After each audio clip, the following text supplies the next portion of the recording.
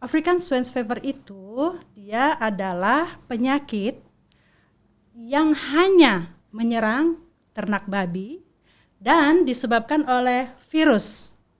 Virus itu namanya adalah Asparviridae. Jadi dari namanya African Swine Fever sudah jelas lah ini. Dari mana asalnya sih? Dari Afrika dong.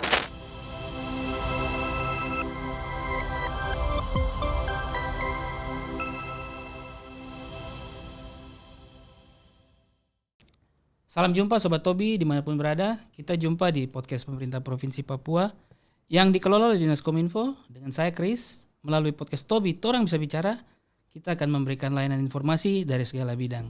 Papua Kreatif, Papua Informatif. Hari ini kita kedatangan narasumber Ibu Dokter Hewan ya.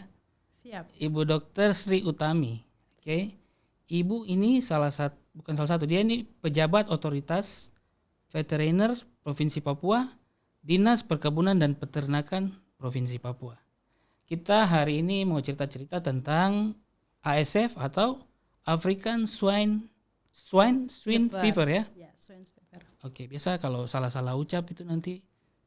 Tidak apa-apa, nanti saya Oke, luruskan. nanti Ibu Dokter yang luruskan. Oke. Halo Ibu Dokter, apa kabar?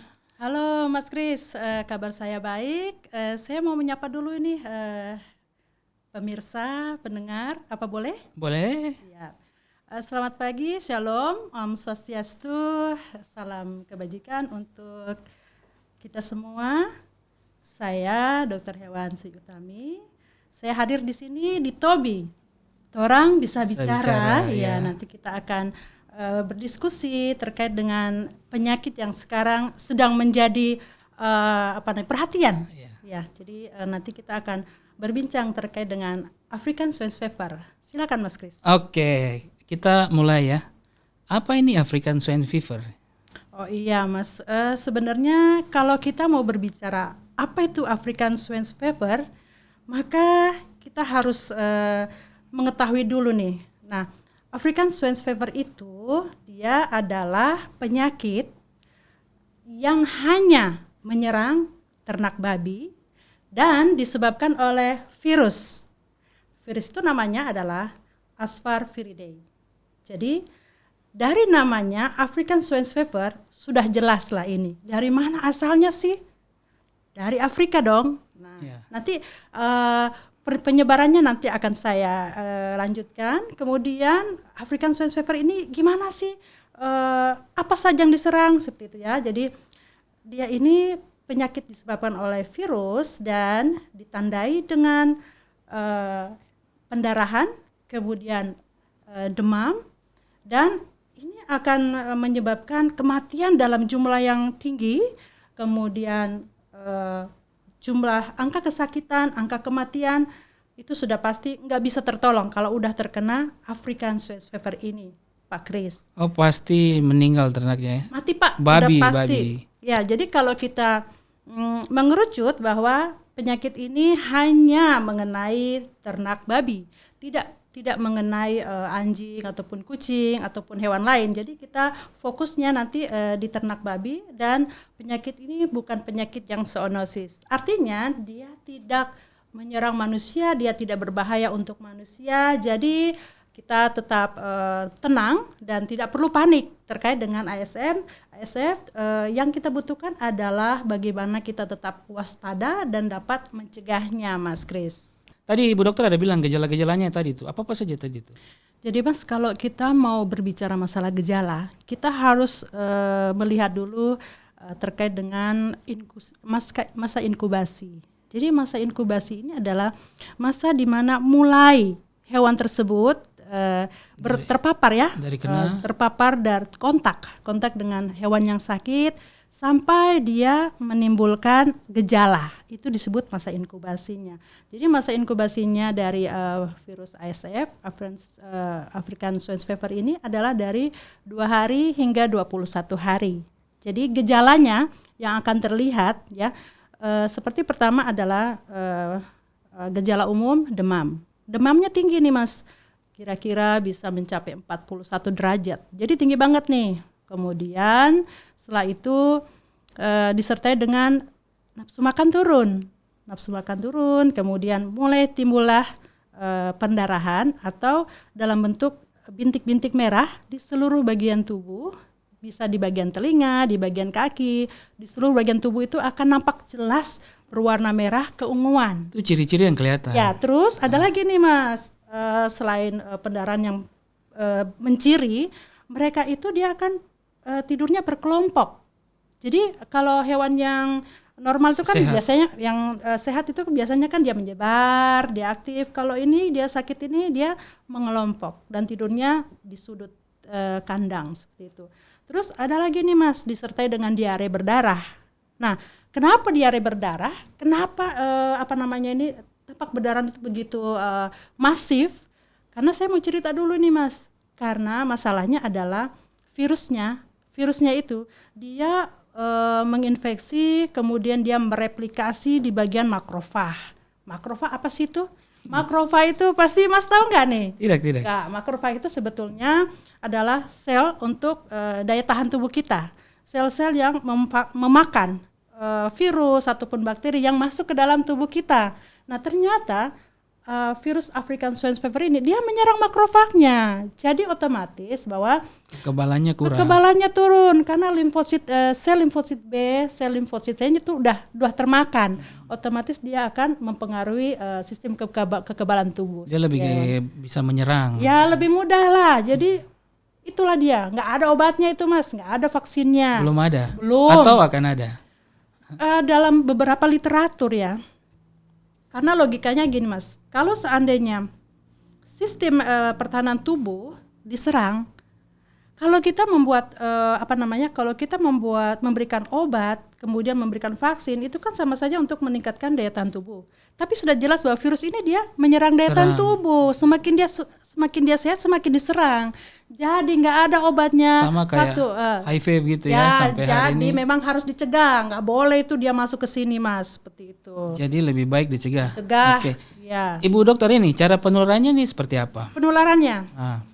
Kalau masalah penularan kita akan menarik sedikit ke belakang. Penyakit ini dia terjadi di tahun 1989 di Kenya, di Afrika Timur. Kemudian itu disinyalir adanya pemasukan babi domestik dari Eropa. Nah ternyata dari situ menyebarlah penyakit ASF ini ke benua Eropa. Kemudian pada tahun 1990-an masuklah itu ke Tiongkok. Ya, nah dari Tiongkok ini pada tahun 2019 itu mulailah sekitar 5 negara di Asia Tenggara melaporkan bahwa terjadi ASF, termasuk Indonesia. Nah, termasuk Indonesia ini terjadi pertama kali di mana? Di Sumatera Utara. Saat itu benar-benar kaos banget karena banyak sekali kejadian kematian pada babi di Sumatera Utara. Di Medan. Yeah. Nah, berlanjutlah itu dia ke Kalimantan, dia ke NTT, kemudian ke Sumatera, ke Sulawesi, dan terakhir dia masuklah ke Papua. Papua itu terjadi tahun 2021. Pertama kali diserang adalah di Papua Barat. Jadi Papua Barat itu sekitar 1.550 babi mati pada sekitar 7 kecamatan, 7 atau 8 kecamatan di Papua Barat. Ada Manokwari, ada Pravi, seperti kecamatan atau kabupaten ya, seperti itu. Nah, kemudian bergeraklah ke Papua ya, Papua Tengah sekarang.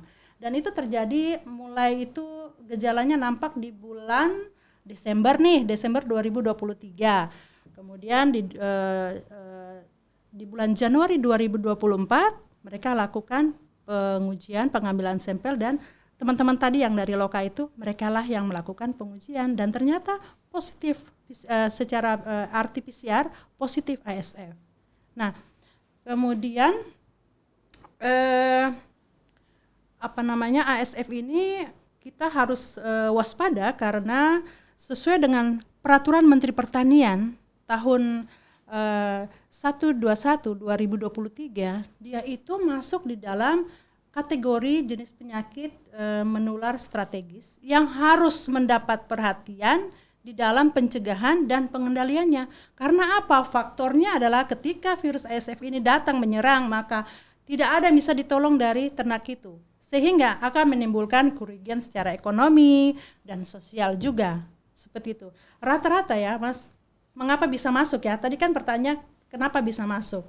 Nah, kalau dari beberapa literatur dan pengalaman di negara-negara lain, pertanyaannya itu adalah karena pemasukan. Pertama adalah ternak babi yang sudah mengandung virus ASF di dalam tubuhnya dimasukkan ke dalam wilayah yang bebas, belum ada penyakitnya. Kemudian adanya barang daging, jadi bahan-bahan dari ternak babi, baik itu dagingnya, kemudian olahannya seperti mungkin dendeng. Kemudian mungkin saja seperti sei ya, daging-daging sei kan ada ya asap, sekarang yang asap itu. Iya. Nah, disinyalir itu paling banyak memediasi masuknya virus ASF itu. Dan kejadian-kejadian di luar negeri pun demikian. Banyaknya itu adalah dengan pemasukan produk-produk dari ternak babi itu. Nah, itu makanya kemarin saya ada berkomunikasi dengan teman di Sumatera Utara. Saya tanya waktu itu kejadian gimana? Itu salah satunya pemasukan tentengan nih, barang tentengan daging asap, kemudian dibawa dalam bentuk ya mungkin oleh-oleh gitu kan ya. Dan sebetulnya di dalamnya itu sudah mengandung virus. Tanpa disadari mereka memindahkan virus itu ke tempat yang baru yang belum ada ASF-nya gitu. Berarti mirip-mirip COVID ya waktu itu, makanya harus dicegah perpindahan ini ke sini. Iya, tentunya, tetapi menurut saya COVID itu jauh lebih baik karena sudah ada vaksinnya. ASF nggak ada vaksinnya. Tapi jangan khawatir ya, kepada masyarakat ini bukan suatu hal yang mengerikan buat manusia ya, tetapi kita harus mewaspadai terutama untuk ternak-ternak kita yang ada di kandang yang mungkin Bapak dan Ibu sedang memelihara. Kasihan ya kalau seandainya itu sudah masuk, berarti kan ancaman buat ternak-ternak babi yang mungkin bisa jadi ini sebagai modal untuk bekerja, mencari pendapatan dengan menjual ternak babi. Kan sayang bisa menimbulkan kerugian itu, Mas. Begitu. Tapi tidak bisa kena manusia? Oh, nggak bisa, dia tidak bersifat zoonosis. Tapi kalau kena itu 100% mati? Tentu, ya karena masalahnya sekarang begini, virus ini jelas-jelas sekali sifatnya adalah dia membunuh, mematikan kekebalan tubuh. Jadi otomatis ketika dia kena, ini sifatnya kalau ASF ini dia begitu kena, kemudian masa inkubasi, jumlah kesakitannya tinggi, matinya juga itu dia dalam jumlah yang banyak dan waktu yang cepat. Seperti itu. Jadi nggak ada itu ampun-ampun. Jadi seperti itu, Mas. Pasti itu udah mati itu. Iya, kalau ini Ibu Dokter, sekarang kita cara mencegah ini supaya tidak masuk ke Jayapura ini bagaimana? Mencegah itu hampir rata-rata adalah kita jelas-jelas adalah kita sudah punya, sebetulnya begini Mas, kita sudah punya edaran gubernur ya, nomor 500 tahun 2024. Kemarin kita sudah upayakan untuk mensosialisasikan ke beberapa stakeholder, kemudian ke masyarakat juga, bahwa satu-satunya jalan yang paling ampuh adalah tidak membawa masuk ternak babi, kemudian produk, kemudian olahan babi ke dalam wilayah, dari wilayah yang tertular, yang wabah, ke dalam wilayah yang belum ada penyakitnya, seperti itu. Itu salah satunya ya, banyak sekali salah-salahnya, tetapi titik kritisnya ada, kuncinya di situ. Jangan pernah memasukkan produk, kemudian bahan-bahan yang berasal dari ternak babi, dari manapun juga ya. Sebetulnya kita juga ada namanya peraturan Ingub, instruksi gubernur nomor 1 tahun 2015 itu tidak memperbolehkan membawa masuk ternak babi ke Provinsi Papua, termasuk di dalamnya adalah produk dan olahan, untuk mengantisipasi jangan sampai ASF atau penyakit lainnya masuk ke Papua. Karena selain ASF ada juga yang namanya hokolera, ya kan? Ada penyakit hokolera juga. Dan ini mirip-mirip nih. Kemudian ada juga Streptococcus juga ada seperti itu Mas. Jadi memang satu-satunya jalan adalah membarir, menyetop, menghentikan, tidak boleh bawa masuk produk yang tadi saya sampaikan termasuk ternak babi ke wilayah Provinsi Papua seperti itu. Kalau sekarang ternak babinya sudah terinfeksi, kira-kira apa yang harus dilakukan? Kita kan tidak tahu ini dia terinfeksi apa sebenarnya.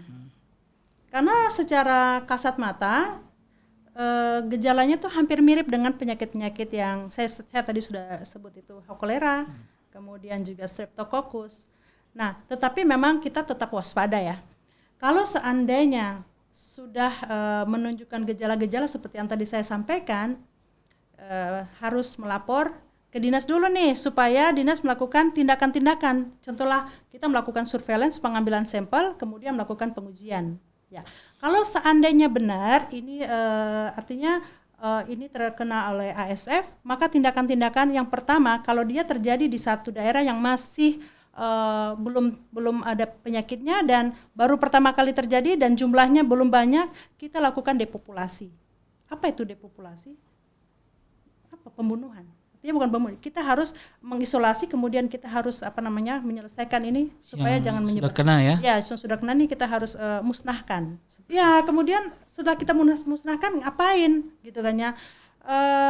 Sebenarnya kalau sudah menunjukkan ASF, hewannya ini babinya kita harus kubur. Jangan dibuang di kali dong, Mas. Kalau dibuang di kali, kita satu mencemari kali, kemudian kedua kita secara tidak langsung akan menyebarkan penyakit ke ternak yang lain. Karena gini Mas, sebenarnya ya kalau kita mau bilang bahwa persistensi, kekuatan, daya tahan daripada si virus ini dia luar biasa Mas. Lama banget gini Mas. Kalau seandainya dia dari suatu babi itu terinfeksi, maka dia bisa bertahan di dalam darah itu sekitar 18 bulan itu virusnya di dalam darahnya si babi ini. Kemudian kalaupun sempat dipotong, babinya sempat dipotong karena orang tidak tahu, maka dia akan bertahan di dalam daging babi ini sekitar 3 bulan ya. Kalau seandainya lama dia sekali. ya 3 bulan kalau dia dalam posisi segar ya, dingin tapi segar. Tapi kalau dalam posisi beku, dia bisa bertahan setahun lebih, tahunan lebih. Nah, kemudian di kandangnya dia bisa bertahan selama 1 bulan. Jadi sudah sangat jelas bahwa ini adalah sumber-sumber penyakit. Dan untuk babi-babi yang kalau kita tidak musnahkan, kalaupun dia sembuh, dia sebagai carrier. Carrier itu apa? Dia nggak sakit, tapi dia menyebarkan virus ke tempat yang bisa lain. Kena yang lain ya? Sudah pasti Mas. Jadi harus dimusnahkan supaya kita bisa mengeliminir. Yang lainnya dia tetap bisa sehat seperti itu Mas. Jadi dimusnahkan tadi dikubur ya? Dimusnahkan, dikubur seperti itu. Jadi ada beberapa metode sebenarnya. Kalau seandainya memang memungkinkan, kalau mempunyai insinerator atau tempat pembakaran, lebih bagus dibakar. Seperti dibakar itu. Ya dibakar. Kemudian kalau memang tidak ada, kita kubur dalam kedalaman sekitar paling tidak 2 meter seperti itu. Oke, tadi Ibu Dokter juga bilang tinggal di kandangnya, berarti kandangnya kita harus bersihkan ya? Kandangnya, sebelum kita isi yang baru. Gini Mas, kalau masalah kandang itu, kalau kita sudah tahu, sebenarnya bukan jenis penyakit ASF aja, penyakit apapun ya, mungkin kolera, sebaiknya memang dikering kandangkan, artinya dikosongkan. Kalau untuk ASF, sekitar paling tidak 2 bulan, dia kosong, kasih kosong, dibersihkan, didesinfeksi, kemudian jangan ada orang-orang lain masuk ke dalam kandang itu, seolah-olah kandangnya itu memang benar-benar diasingkan dulu ya, supaya artinya dia bisa steril. Kita lakukan disinfeksi dengan orang, jangan orang satu ini nanti dia ganti kasih beri satu orang yang sama. Jadi setelah dia membersihkan tuh, dia harus cuci tangan, kemudian dia juga harus menggunakan pakaian-pakaian yang artinya pakaian yang dia gunakan untuk membersihkan kandang harus segera langsung dicuci. Tidak boleh dipakai lagi kemana-mana. Kalau kena deterjen, virusnya bisa? Ya, bisa. Dicuci itu, ya berarti? Bisa dicuci, seperti itu. Kalau di Papua sendiri nih sudah sampai di mana nih virus ini? Iya Mas, untuk penyebaran virus African Swine Fever ini masih terlokalisir ya, mudah-mudahan hanya di situ saja. Pertama di Papua Barat, di Manokwari, kemudian Manokwari dan sekitarnya. Kemudian kalau di Papua Tengah itu di Mimika. Kemarin saya koordinasi bahwa hanya terbatas di 3 kecamatan aja, seperti itu. 3 distrik. 3 distrik. Itu kasusnya sudah berapa, Bu Dokter? Oh ya, sampai dengan sekarang itu sekitar 450-an yang sudah mati di Mimika. Karena memang kita tidak pernah tahu, setiap hari itu sekitar 50-60 yang mati. Banyak sekali ya. Luar biasa, banyak sekali Mas. Itu rugi banget kan, kasihan. Nah, kalau orang-orang yang menaruh harapan, kemudian punya penghidupan untuk beternak babi, bagaimana sih ketika itu terjadi? Kan sayang toh, belum lagi faktor-faktor lain. Sekarang kalau seandainya dalam jumlah yang banyak, apakah masyarakat bisa melakukan penguburan, pembakaran sendiri? Kan tidak. Dan itu butuh tenaga, butuh biaya juga. 2 meter tuh dalam juga. Sangat dalam, sangat dalam. Jadi diharapkan kalau dengan 2 meter itu tidak ada yang namanya, minta maaf, mungkin ada anjing ya suka gali-gali, dia nanti bisa bawa itu babi yang terkena ASF, kemudian dia makan. Itu sebagai salah satu media untuk mencemari dan menularkan secara tidak langsung, seperti itu Mas. Oke, apa saja yang sudah dilakukan dinas untuk mencegah ASF ini? Baik, kalau berbicara masalah upaya-upaya apa, kita sejak mendengar bahwa provinsi Papua Tengah ini sudah terindikasi dan terkena African Swine Fever ini, maka yang pertama adalah tentunya kita duduk bersama. Kemudian kita sudah melakukan, pertama adalah koordinasi antar SKP Dato dengan instansi terutama karantina. Karena karantina ini kan punya peran penting di dalam menjaga keluar pintu masuk ya, keluar masuk. Kemudian kita sudah berkoordinasi juga dengan Loka Veteriner sebagai institusi yang akan memeriksa penyidikan ini kan, penyidikan penyakit ini. Kemudian juga kemarin kita sudah berkoordinasi juga dengan pihak-pihak Angkasa Pura untuk bagaimana caranya untuk membantu kita, terutama di dalam penyampaian informasi kepada masyarakat, terutama yang ada di Mimika, karena kan mereka juga punya kewenangan juga untuk menyampaikan, membantu kita bahwa jangan lagi ada yang membawa oleh-oleh dalam daging babi, kemudian produk-produknya untuk dibawa sebagai tentengan. Itu sudah kita sampaikan seperti itu. Kami juga meminta kepada pihak Angkasa Pura untuk menyiapkan insenerator. Insenerator itu apa?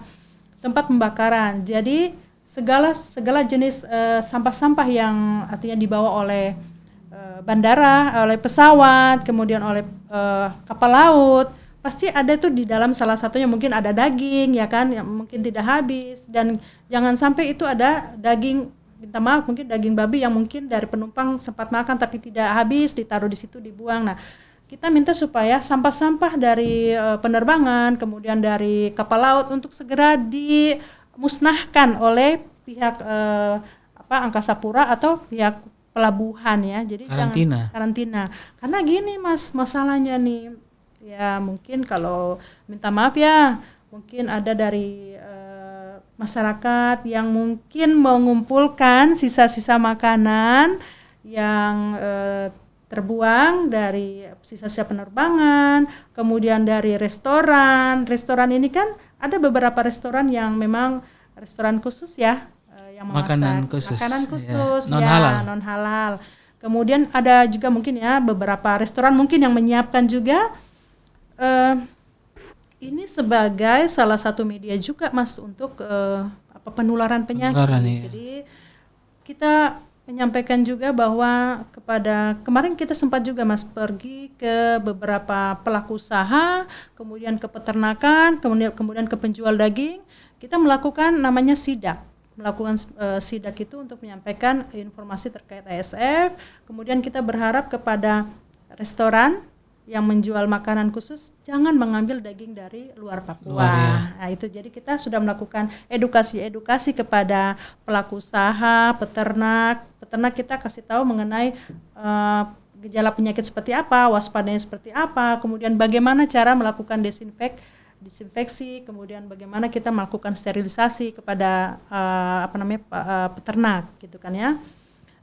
Kemudian selain itu juga sudah ada edaran-edaran dari pemerintah daerah terkait bagaimana kita melakukan cegah dan tangkal daripada virus ini.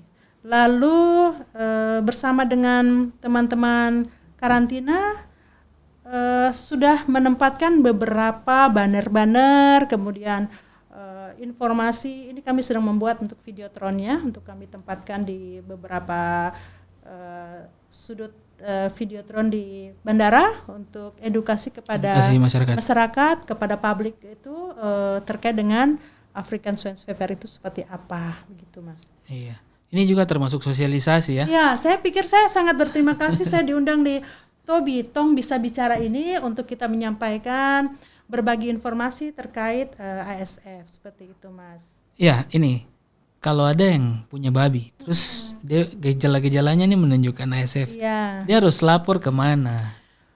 Ya, kita berdoa ini ya. Kita berdoa supaya ASF itu barang itu dia tidak masuk di sini, Provinsi Papua ya.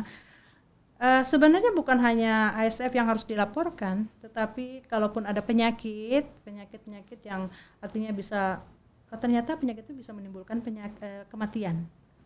Tolong segera dilapor ke dinas peternakan atau kesehatan hewan atau dinas-dinas yang menangani fungsi kesehatan hewan di kabupaten, di kota, di provinsi. Bisa kalau seandainya mungkin posisinya Bapak dan Ibu serta masyarakat ada di Kota Jayapura, bisa datang melapor ke Dinas Ketahanan Pangan di Kota Jayapura, di Wali Kota ya kantornya.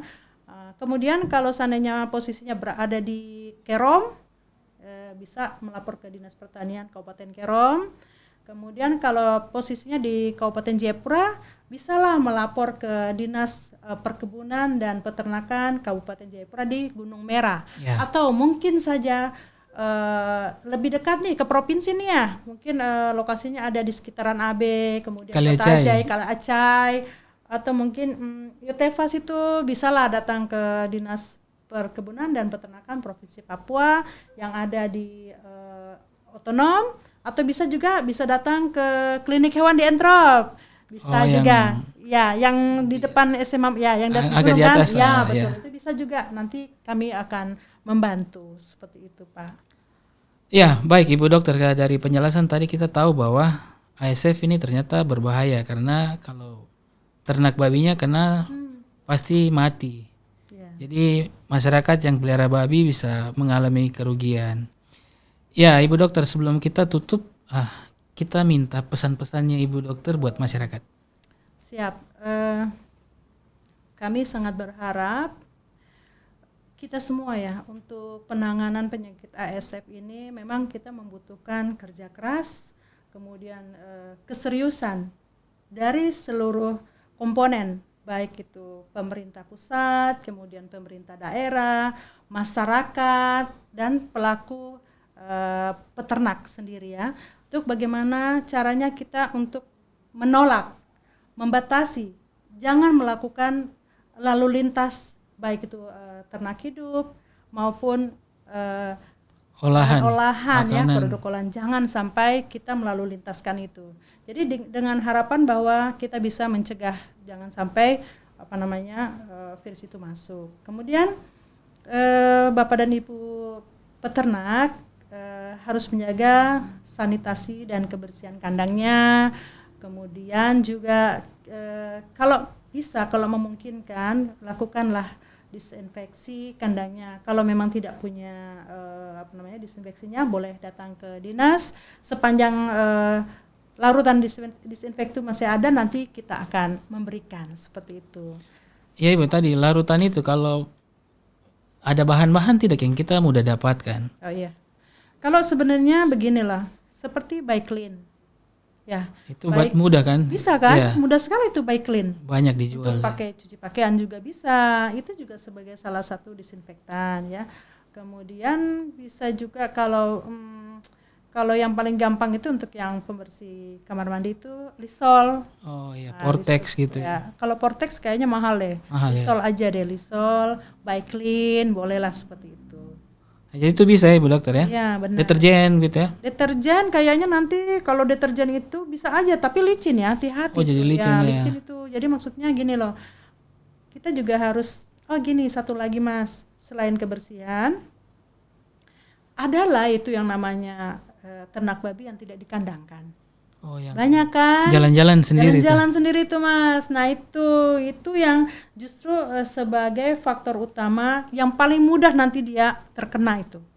di jalan makan sembarang. Itulah dia. Kalau seandainya ternak babi dikandangkan, otomatis orang yang akan mencari makan kan. Orangnya Dikasih pemiliknya makan, dikasih makan. Dia tidak makan sembarang. Kalaupun nanti dia makan, contoh lah ya, kita upayakan adalah pemberian pakan jangan dari bahan-bahan sampah. Jangan. Kalau bisa beri makan yang baik, mungkin dari sayuran dimasak, tapi kalaupun sampai dengan ya kita harus mencari makan yang dari tempat sampah, itu pilihan terakhir ya Mas. Masaklah dengan sempurna, mendidih selama 30 menit. Dimasak ya? Dimasak, harus dimasak. Posisinya mendidih ya, mendidih itu kan mungkin 100 derajat ke atas ya, selama 30 menit. Ya itu paling tidak akan mencegah adanya kuman ataupun adanya virus di dalam makanan itu. Kemudian tolong dikandangkan. Babi-babi yang liar, babi-babi yang mungkin artinya dibiarkan untuk mencari makan sendiri, kalau bisa sekarang mulai dikandangkan. Dikandangkan Ya, ya. karena itu untuk kesehatan pun dia akan lebih baik. Ya, kalaupun nanti dia sakit, dia tidak menyebar kemana-mana, dia tidak bertemu teman-temannya siapa-siapa, ya toh. Nah, sekarang yang menjadi permasalahan adalah karena babi-babi liar ini termasuk babi hutan. Nah, babi hutan itu dia juga menjadi reservoir ataupun sebagai pemicu sebetulnya terjadinya penyakit ini. Jadi baguslah kalau ternak kita dikandangkan. Seperti itu. Tidak jalan-jalan sembarang ya. Janganlah. Kalau kita mau memperoleh hasil yang baik, memperoleh daging yang bagus, jangan suruh dia cari makan sendiri. Kalau bisa kita yang harus merawat ternak kita secara baik, kita memberikan kebutuhannya, pastilah dia akan menghasilkan daging yang kualitas yang baik, Mas. Oke, baik Ibu Dokter, kita cukup sampai. Oh, siap. Terima kasih sudah datang cerita-cerita ASF ini, kita juga baru-baru tahu nih ternyata ASF ini berbahaya sekali ya. Iya. Bahaya sekali karena nggak punya obat, nggak ada vaksinnya Mas. Ya belum ada ya. Belum ada. Ya. Jadi makanya lebih baik kita cegah. Lebih baik mencegah ya. Mencegah jangan sampai dia masuk. Ketika itu masuk maka selesailah tatanan peternakan ya, peternakan babi di Provinsi Papua ini. Karena kalau itu dia sudah masuk, nah yang menjadi permasalahan adalah gini Mas. Kita ini antar kabupaten sini kan bisa dipakai mobil aja. Jalan darat. Jalan darat. Ya. Dan itu yang sudah disampaikan oleh teman kita dari karantina bahwa mereka hanya bisa melihat, bisa melakukan pengawasan pada titik-titik yang sudah mereka tentukan. Ya. Nah ini kalau seandainya dia mungkin di dalam, babi ini sudah ada dan mungkin saja sakit, tapi mudah-mudahan tidak ya, babi ini sudah sakit, kemudian dibawa pakai kendaraan yang tidak melewati titik-titik pemeriksaan, gimana coba? Tidak tahu juga ya. Tidak tahu dan itu menyebar. Dan itu kalau seandainya itu sudah menyebar, kita akan membutuhkan tenaga yang cukup, kemudian kita akan membutuhkan uang yang cukup, belum lagi kerugian ekonomi. Tidak lagi kita bisa menjual daging babi, tidak bisa lagi kita menjual ternak babi karena kita sudah otomatis terisolasi, nggak boleh keluar masuk, ya kan? Baik. Nah belum lagi ini Mas faktor sosial nih, wah ada keresahan daripada masyarakat, gimana ya? Oke lah kalau mereka sudah memahami nggak apa-apa karena dia bukan zoonosis. Nah kalau seandainya mereka tidak memahami, waduh gimana sih ini yang ada kesetresan, kepanikan, ya kan? Seperti itu. Jadi memang kita berharap kita lebih jauh untuk lebih aware, lebih peduli terhadap penyakit ini. Penyakit apapun kita harus aware seperti itu Mas. Oke, demikian edisi podcast hari ini. Kita jumpa lagi di edisi menarik berikutnya. Papua Kreatif, Papua Informatif.